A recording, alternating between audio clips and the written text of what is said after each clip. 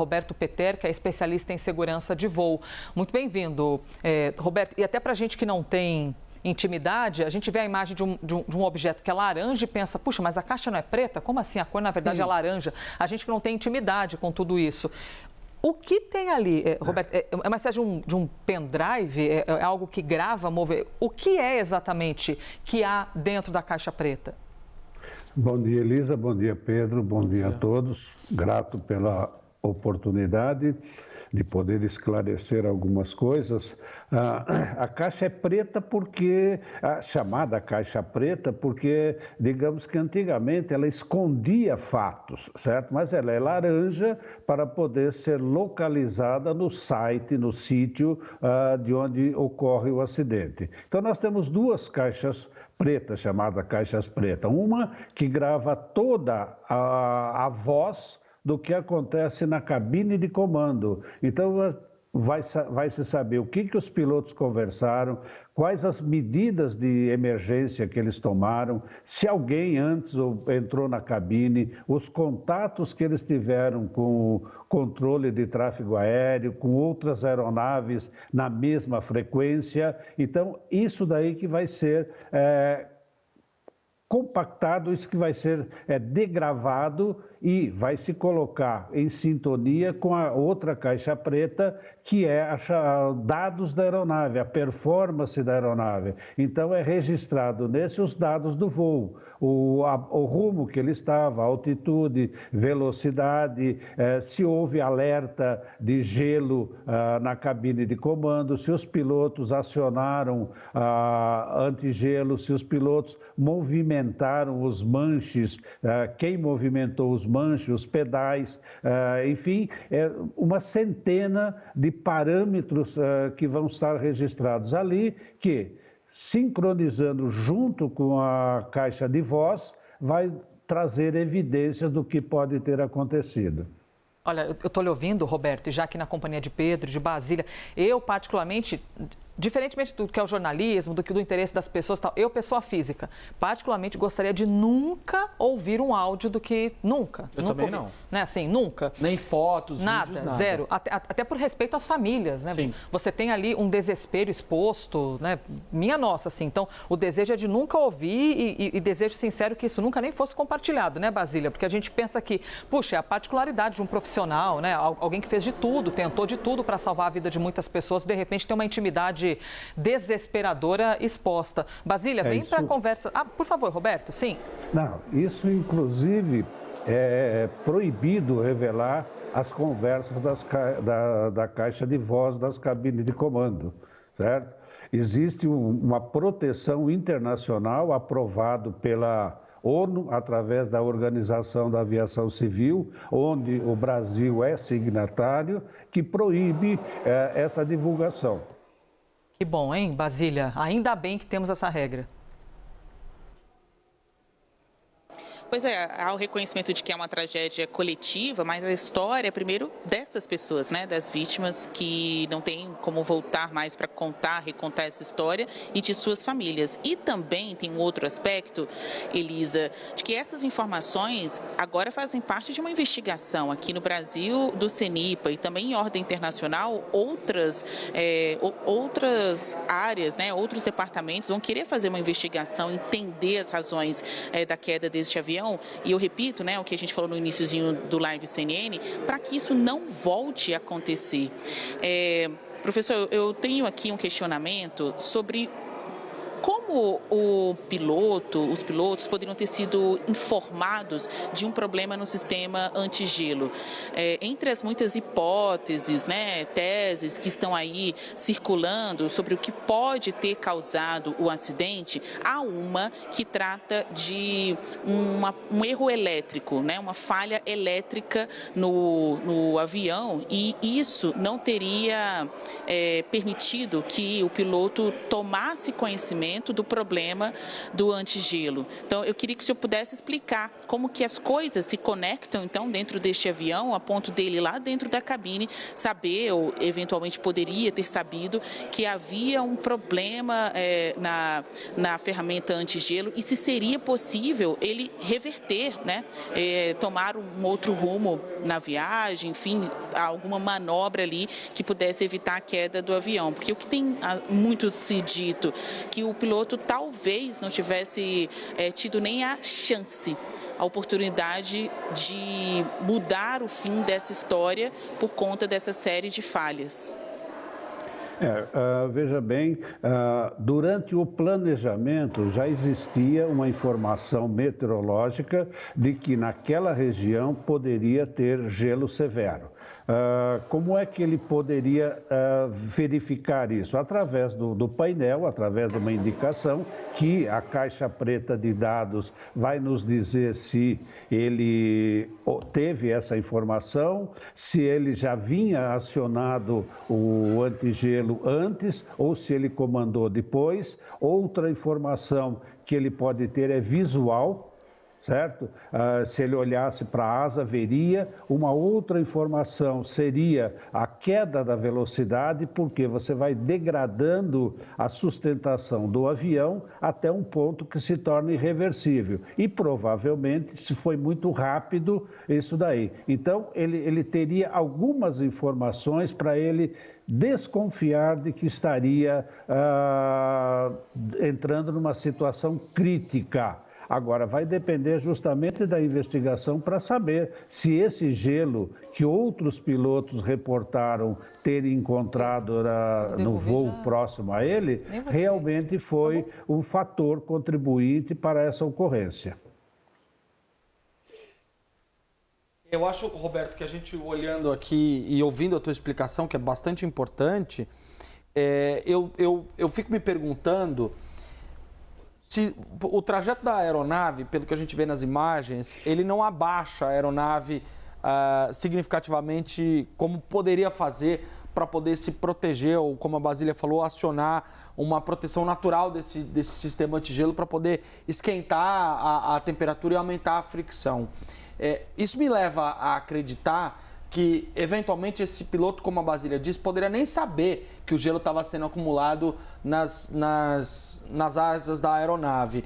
Aí eu faço duas perguntas para ti, Roberto. Primeiro, é possível que tenha tido algum tipo de falha no equipamento que mostra o acúmulo de gelo para o piloto? E a segunda pergunta é, quando o avião entra em parafuso chato, que é aquele movimento que eles chamam de uma rotação leve e ele vai caindo, é possível reverter isso de alguma forma, o piloto tomar alguma decisão que possa reverter essa queda? Bom, veja bem, respondendo inclusive para Basília, ele poderia descer, certo? Poderia falar com o controle de tráfego aéreo, que era um voo controlado, e descer para uma altitude onde ele não encontrasse o gelo, certo? Poderia, desde que ele se apercebesse, desde que houvesse alguma comunicação para ele, por exemplo, o painel indicasse que estava havendo gelo, um alerta, ou que ele acionou o sistema e o sistema não funcionou e a partir daí, imediatamente ou logo em seguida, aconteceu a queda do voo pela deterioração da sustentação, acabou perdendo o controle sobre o voo.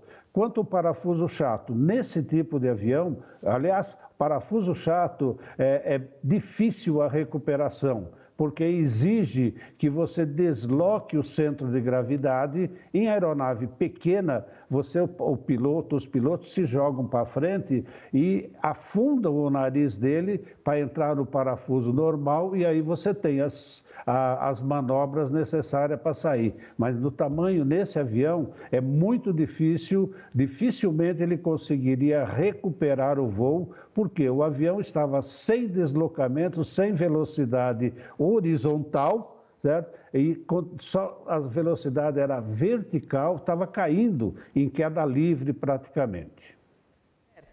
Sonoramente, o vídeo lhe deu quais interpretações ao ouvir o barulho do motor, ao ouvir todos esses áudios? Porque muito fala-se, e aí até, desculpe citar isso, porque a internet é a terra de ninguém, né, Roberto? Eu imagino o sofrimento de vocês ao ver os comentários, cada absurdo que a gente vê. E aí, alguém disse assim, será que sonoramente não deu a impressão de que o avião estava tentando acelerar, porque ele... E aí eu não sei se tem a ver com o vento, né? que traz o som, o ruído para quem estava filmando. O que sonoramente você tirou de interpretação daquilo? De fato, parecia que o motor estava tentando ser ativado, essas interpretações?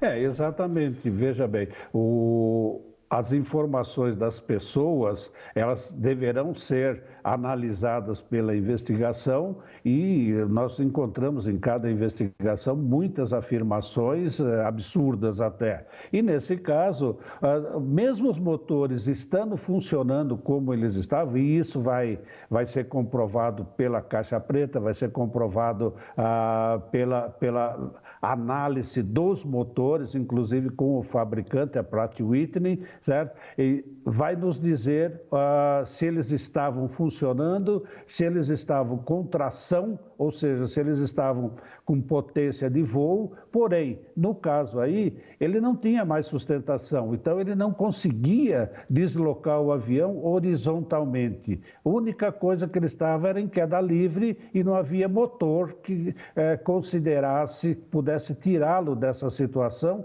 porque ele precisaria ter velocidade horizontal para que a asa agisse conforme a sua eficiência, ou seja, dando sustentação para o avião. Não dá para interpretar que ele estava tentando acelerar, que ele estava tentando acionar ainda mais esse motor, ou seja, é precipitado. Não, pode ser até, veja bem, porque ele poderia estar tentando tirar a potência do motor para ver se o nariz do avião abaixasse, certo? Podia estar tentando dar potência no motor para tentar ver se o nariz subisse. Aí sim ele adquiriria a velocidade horizontal, sustentação e continuaria voando, estaria voando normalmente. Angustiante ouvir tudo isso. Basília? Eu também acho, Elisa, das coberturas que a gente já fez aqui, porque o CENIPA fica aqui, né, em Brasília, é interessante acompanhar o trabalho dos técnicos, eles são muito preparados, muito profissionais, né, nessa árdua tarefa de desvendar as razões da morte, né, de tantas pessoas. Assim, você tem que ser muito preciso para falar para as famílias, olha, o avião caiu por isso. Neste momento você está sem o seu pai, o seu marido, o seu filho por causa disso. E uma informação importante também é que esse levantamento do CENIPA não tem um caráter punitivo, não é com o objetivo da aeronáutica concluir a investigação e sair apontando dedos para quem cometeu eventualmente um crime ou uma negligência na condução, na manutenção desta aeronave. Tem um caráter principal de esclarecer os fatos, né? De agregar informações, esse conjunto aí de pesquisas que é mundial sobre o sistema aéreo, né? Sobre o uso do transporte aéreo em todo o mundo. Eu queria perguntar para o Roberto sobre isso, sobre como esse trabalho aqui no Brasil é compartilhado com fontes lá fora e vice-versa, nessa troca de informações, aliada à pergunta do fatores contribuintes, porque isso é uma chave da investigação, você entender que não é só uma razão que leva à queda de uma aeronave. Quando a gente fala de fatores contribuintes, são 2, 3, tem um limite para isso? O que eles vão perguntar sobre o que a gente está falando quando o assunto é fatores contribuintes e como isso conversa com os estudos lá fora e a troca de informações. Roberto.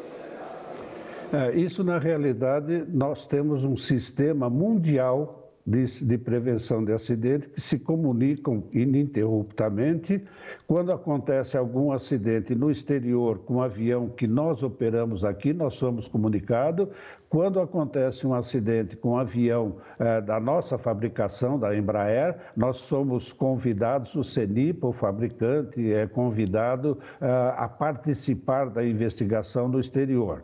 E são descobertos justamente os fatores contribuintes, que são basicamente em 3 grandes áreas. A área do ser humano, que é analisado a questão psicológica, a questão fisiológica dos tripulantes, a área do fator material, que é a fabricação da aeronave, a conservação dela pelo fabricante, enfim, o material que foi empregado e a interação do fator humano com a máquina, que é o chamado fator operacional. Nesse caso, é investigado o treinamento do piloto, é investigado o treinamento do pessoal envolvido em voo, a cultura da empresa, como é que essa empresa se ela pressiona, não pressiona os seus funcionários para fazer determinadas coisas que não estariam de acordo,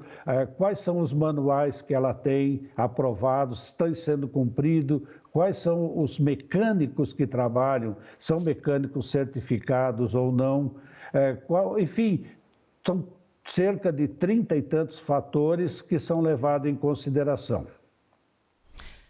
Muito obrigada ao especialista em segurança de voo por ter nos trazido, Roberto Peterka, todas essas informações, os esclarecimentos, e nós seguiremos aqui com maturidade, consciência, profissionalismo, né, sem fazer os julgamentos prévios, ouvindo vocês que são as pessoas habilitadas para isso. Muito obrigada, bom dia. Bom dia, eu só queria acrescentar o seguinte, a parte da culpabilidade de alguém pertence à Polícia Judiciária, que pode participar também da investigação junto com o CENIPA. Perfeito. Okay? Polícia Judiciária, que também participa com o CENIPA. Como a gente aprende aqui, é importante demais ouvir-te. Obrigada, Roberto. Bom dia. Basília, muito obrigada, viu, por todas as ideias trazidas. Pedro Duran também por todas as ideias nessa conversa.